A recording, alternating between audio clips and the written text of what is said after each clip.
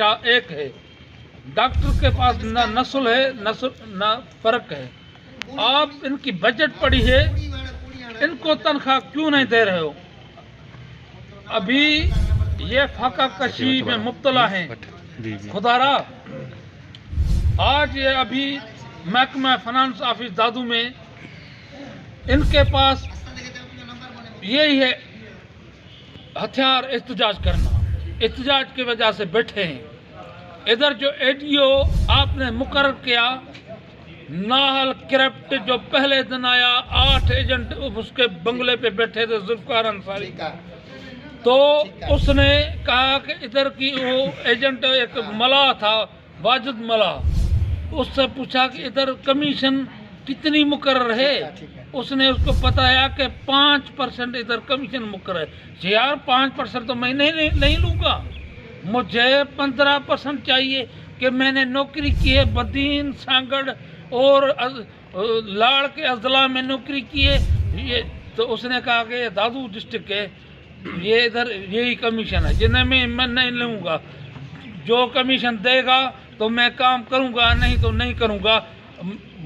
ये मेरे पास सबूत है। और जो स्कैंडल चल रहा है महकमा फाइनेंस का 10 अरब का, उसमें ये बंदा शामिल है। इसका नाम क्यों नहीं शामिल किया गया? जुल्फकार अंसारी का, जो अभी बहाना बना के छुट्टी पे छुट्टी। पहले इसने 5 दिन छुट्टी कि मैं मर रहा हूँ, मैं जा रहा हूँ छुट्टी पे। अभी 15 दिन छुट्टी पे।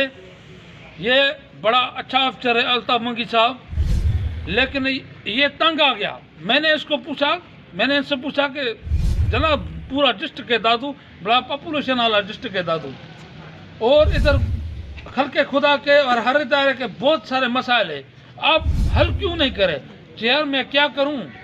ये जुल्फकार अंसारी उर्दू स्पीकिंग हमारे भाई है, आया है, वो कह रहा है कि इतनी कमीशन कौन देगा? इतनी कमीशन क्या ये मजलूम कमीशन दें आपको?